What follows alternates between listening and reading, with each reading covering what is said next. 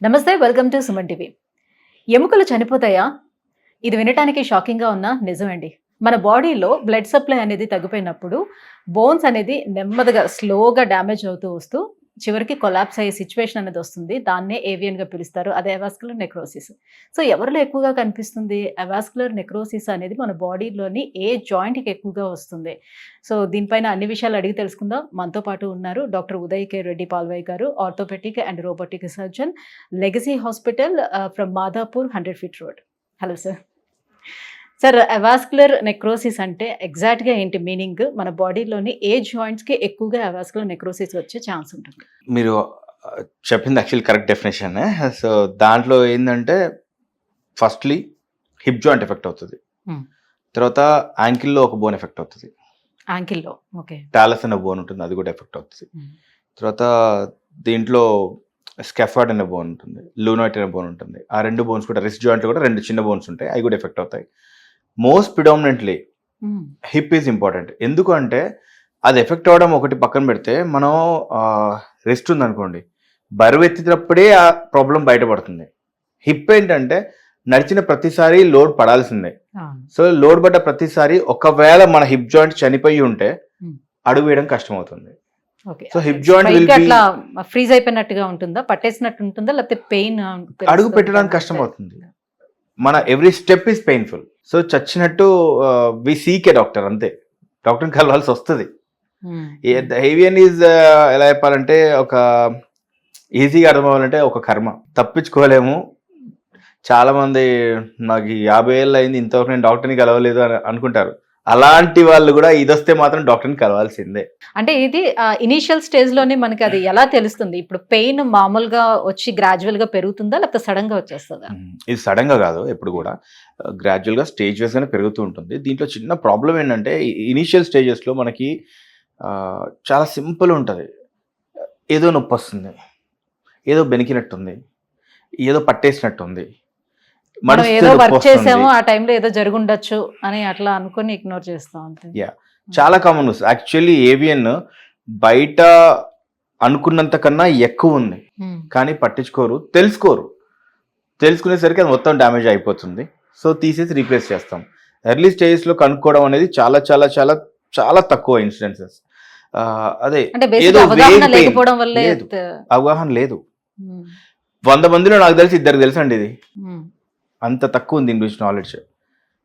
ఏదో నొప్పి, ఒక వేగ్ పెయిన్ ఏదో అప్పుడు వస్తూ ఉంటుంది. కుంటుతుంటే నొప్పి వస్తుంది, మెట్లెక్కుతుంటే ఇక్కడ నొప్పి వస్తుంది, కింద కూర్చుంటే ఇక్కడ నొప్పి వస్తుంది. ప్రాపర్గా అక్కడ నొప్పి వస్తుందని మాత్రం చెప్తారు, దాన్ని పట్టించుకోరు.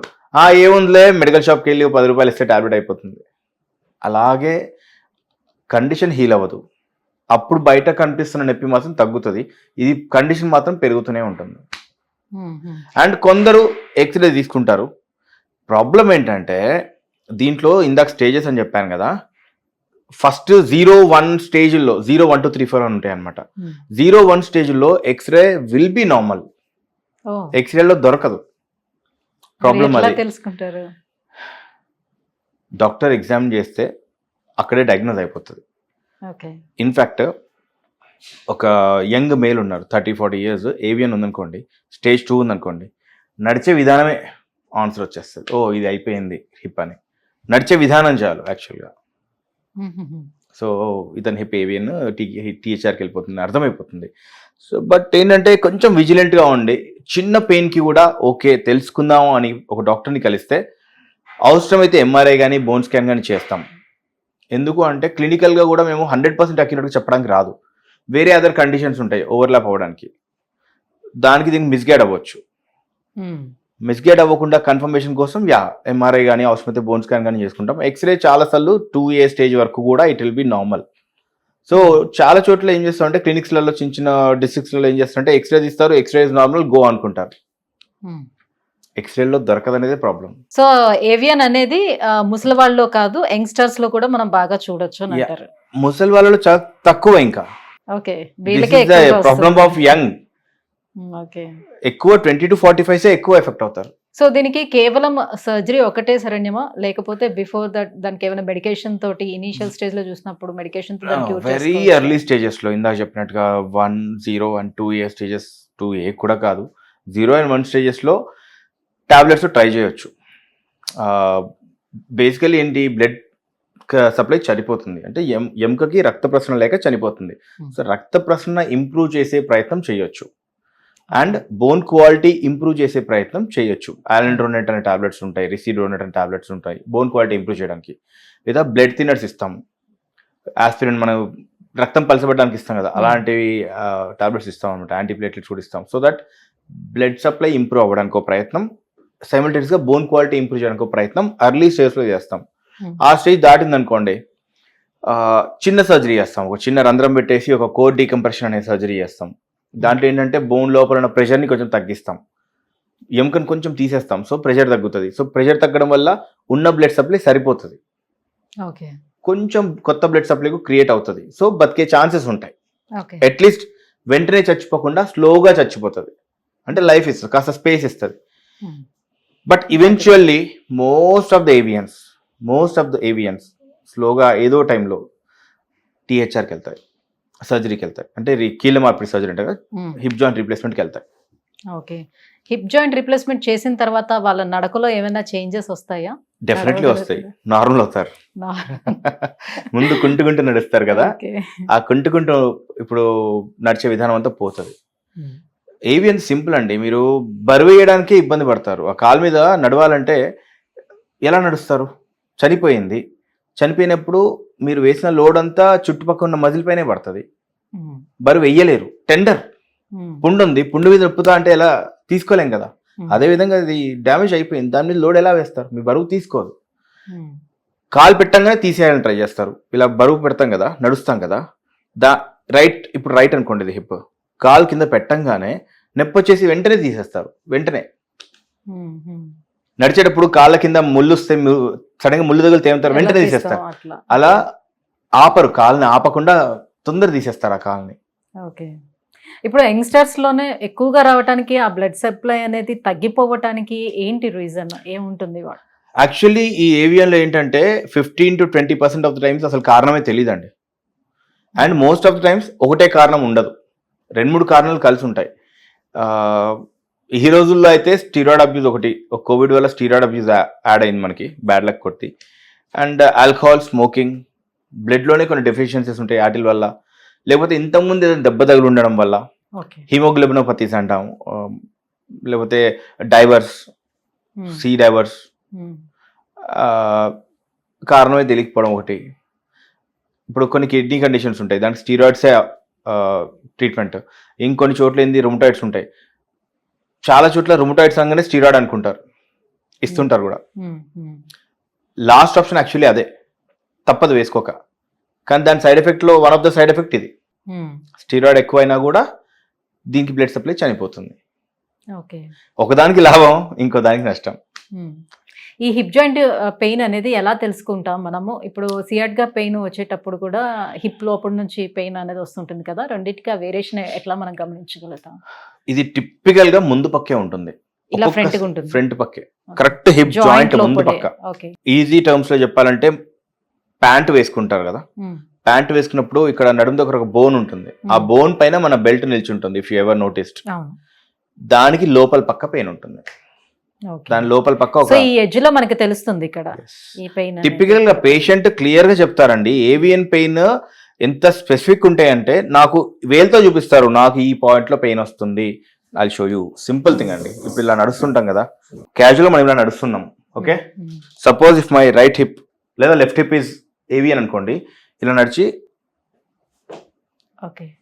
కొంచెం కుంటుతున్నట్టుగా, అంటే మనం కాలు పెట్టంగానే తీసేస్తాం, లోడ్ వెయ్యనివ్వం. అదే టిపికల్ ఆఫ్ ఏవియన్. మిగతావన్నీ కొన్ని ఎలా ఉంటాయంటే, సో స్టాండ్స్ ఫేజ్ అంటాం దాన్ని, అది అవాయిడ్ చేసేస్తాం, కాంటాక్ట్ పీరియడ్ తగ్గిస్తాం, వేలుతో చెప్పేస్తారు ఇక్కడ నొప్పి అని. ఇవన్నీ టిపికల్ అండి ఏవియన్కి. కానీ ఏం చేస్తారు, ప్రాబ్లం ఎక్కడ వస్తుందంటే ఏదో సింపుల్ అనుకుంటారు, దాని ప్రాపర్ ట్రీట్మెంట్ తీసుకోరు, లాస్ట్ స్టేజ్లో వస్తారు. నాకు ఆప్షన్ లేదు, రీప్లేస్ చేయాల్సిందే. 30 years, 20 years, 40 years doesn't matter. Life బాగుండాలంటే తీసుకొత్తది వేయాల్సిందే. కుంటుకుంటూ 5 ఏళ్ళు ఉండకుండా తీసేసి 50 ఏళ్ళు బతకొచ్చు. వన్ సైడ్ వచ్చిందంటే అనదర్ సైడ్ కూడా వస్తుందా, అట్లా ఏమైనా ఉంటుందా? వన్ సైడ్ రావడం వల్ల ఇంకో సైడ్ రాదు, బట్ యూజువల్లీ ఇది 2 సైడ్స్ కలిపి వస్తుంటాయి. రెండు వైపులా అప్పుడు చేయాల్సి వస్తే రెండు వైపులా చేయాల్సిందే. బ్రేక్ కంప్లీట్ తీసుకొని ఇంకా నడవడానికి కూడా రాదు కదా రెండు వైపులు వచ్చేటప్పుడు. అయ్యో యా అలాంటి కేసులు కూడా వస్తాయి. కొందరు స్ట్రెచర్స్ లో వస్తారు, ఏంట్రా బాబు అంటే బోత్ హిప్ పెయిన్స్ అంటారు. మరి ఇన్ని రోజులు ఏం చేశారంటే సార్ మా ఊర్లో మందులు వేసుకున్నా అంటారు. AVN is being missed very often. చాలా కామన్ గా మిస్ అయ్యే కండిషన్ అండి. But at the same time చాలా కామన్ కండిషన్ కూడా, చాలా కామన్ కండిషనే అండ్ కామన్ గా మిస్ కూడా అవుతుంటది. సార్ మరి దీనికి ఈ రోబోటిక్ సర్జరీ అనేది ఎంతవరకు హెల్ప్ఫుల్ గా ఉంటుంది, ఎలా చేయొచ్చు అంటారు? ఇప్పుడు మీరు ఇంతకు ముందు చెప్పింది హిప్ రీప్లేస్మెంట్ అనేది సో నార్మల్ ట్రెడిషనల్ ట్రీట్మెంటా జనరల్ గా చేసేది, లేకపోతే రోబోటిక్ తో చేసేదంట? అఫోర్డబిలిటీ ఉంటే హ్యాపీగా రోబోటిక్ కూడా చేసుకోవచ్చు. ఏం లేదండి, నీ జాయింట్ లో రోబో ఇండికేషన్ అండ్ హిప్ లో రోబో ఇండికేషన్ వేరే. హిప్ లో ఏంటంటే యాంగిల్ ఇస్ ఇంపార్టెంట్, ఆ యాంగిల్ కి రోబో హెల్ప్ చేస్తుంది. మాక్సిమం పని మనమే చేసినా కూడా యాక్సిస్ చూసుకోవడం అండ్ ఇంక్లినేషన్ అంటాం అనమాట, వర్షన్ ఇంక్లినేషన్ అంటాయి, 2 యాంగిల్స్ ఉంటాయి. ఆటిల్కి రోబో చాలా హెల్ప్ అవుతుంది. దాంతో ఏంటి బెనిఫిట్ అంటే రికవరీ చాలా ఫాస్ట్ ఉంటుంది. మజిల్ డిసెక్షన్లో హిప్లో మజిల్ తీసేయడంలో పెద్ద తేడా ఉండదు రోబోకి నీకి. మెయిన్ డిఫరెన్స్ వచ్చేది మన ఫిక్సేషన్.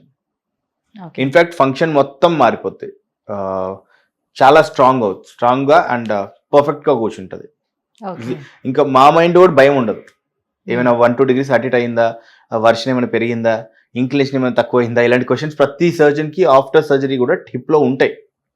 అట్లీస్ట్ 50% ఆఫ్ సర్జన్స్ కి ఆ క్వశ్చన్స్ ఉంటాయి మైండ్ లో, నాకు కూడా ఉంటాయి. I totally agree. అది ఎందుకంటే మాన్యువల్ గా మెజర్ చేసేది. ఇప్పుడు దీనికి ఇది 90 degrees అని మనం ఇలా చూసుకుంటే ఓకే అర్థమవుతుంది. బట్ ఆపరేషన్ థియేటర్ లో ఆ పొజిషన్ లో కొంచెం ఇది 90 అనుకోవచ్చు, కానీ ఇది 86 ఉండొచ్చు. అర్థమవుతుందా? ఆ మినిమల్ మిస్టేక్స్ కూడా దీంట్లో కరెక్ట్ అవుతాయి రోబోలో. ఈవెన్ 1 degree అవన్నీ కూడా మెజర్మెంట్స్ బిఫోర్ మీరు అవన్నీ ప్లాన్ చేసేస్తారు, టెంప్లేటింగ్ అవుతుంది. సో దట్ మెజర్మెంట్ అయిపోయి ఆన్ టేబుల్ ఇంప్లిమెంటేషన్ అంతే. ఓకే, ఎంతసేపట్లో ఇది మొత్తం ట్రీట్మెంట్ సర్జరీ అంతా కంప్లీట్ అయిపోతుంది? డ్యూరేషన్ ఎంత? 2 to 3 hours యావరేజ్. కొందరు గంటన్నరలో కూడా చేస్తారు, నాకైతే 2.5 గంటలు పడుతుంది. ఓకే. సో ఆఫ్టర్ సర్జరీ తర్వాత వాళ్ళకి మీరు చెప్పేటువంటి ప్రికాషన్స్ ఏంటి, ఏం చేయొచ్చు, డూ అండ్ డోంట్స్ ఏంటి? ఓన్లీ థింగ్ కింద కూర్చోకూడదు. ఓకే, లైఫ్ అయితే బెటర్ అవుతుంది, నడక ఈజీ అవుతుంది, నొప్పి ఉండదు. సర్జరీ నొప్పి ఎలాగ ఉంటుంది, అదో 2 weeks ఉంటుంది, తర్వాత స్లోగా తగ్గిపోతుంది. Life will be better, that's for sure. ఈ లైఫ్ లాంగ్ మెడిసిన్స్ యూస్ చేయాలి అలా ఇంకేం ఉండదు? ఎందుకు లైఫ్ లాంగ్ మెడిసిన్స్? చనిపోయేది ఎలాగో చనిపోయింది, తీసేసాంగా, దాన్ని బతికించట్లేదు, మనం తీసేసి కొత్త తీసుకుంటున్నాం. Why medicine? సో ఇంకెలాంటి కాంప్లికేషన్ ఉండదు. ఒకవేళ మనం వేయించుకున్నటువంటి ఈ హిప్ రీప్లేస్మెంట్ లో వేసినటువంటి ఇది ఎన్ని రోజుల వరకు వాళ్ళకి మనకి బాగుంటుంది? యావరేజ్ 20-30 years అండి. ఎనీ ఇంప్లాంట్ ఈ రోజులో 20-25 years వస్తున్నాయి. ఆల్మోస్ట్ లైఫ్ సరిపోతుంది. లైఫ్ సరిపోదు, నో. ఎందుకు 30 years లో వస్తే ప్రాబ్లం అవుతుంది, మళ్ళీ ఇంకొకసారి 60 years లో చేయట్లేదు మనం సర్జరీ, 30 to 40s లో చేస్తున్నాం. 25 to 30 years తర్వాత రివిజన్కి వెళ్ళే ఛాన్సెస్ ఉంటాయి. 1 in 10, ప్రతి 10 మందిలో ఒక్కరు కానీ ఇద్దరు కానీ రివిజన్కి వెళ్ళాల్సిన ఛాన్సెస్ వస్తాయి. అంటే మళ్ళీ చేయించుకోవాలి అని అంటారా? మళ్ళీ చేయాల్సిన అవసరం పడొచ్చు కూడా. ఓకే, ఎర్లీ స్టేజ్ లో కనుక వచ్చేసినట్లయితే మళ్ళీ ఇంకొకసారి చేయించుకోవాల్సిన అవసరం వస్తుంది ఒక 20-25 years తర్వాత. అందరు ఇప్పుడు ఏమనుకుంటారంటే అమ్మో 2 సార్లు చేసుకోవాలని నేను పోను అనుకుంటారు. కానీ ఏంటంటే 2 సార్లు పక్కన పెట్టండి, ఈ లైఫ్ అంతా ఎలా కుంటుకుంటూ బతుకుతారు, అదో తీసేసి హ్యాపీగా నడవచ్చు. Thank you sir, thank you so much. So avascular necrosis బాడీలోని ఏ జాయింట్స్కి వస్తుంది, సో దాన్ని ముందుగానే కనిపెట్టడం ఎంతవరకు సాధ్యం అవుతుంది, సాధ్యం కాదు, అండ్ దానికి అందుబాటులో ఉన్నటువంటి ట్రీట్మెంట్స్ గురించి కూడా తెలియజేసినందుకు థ్యాంక్ యూ.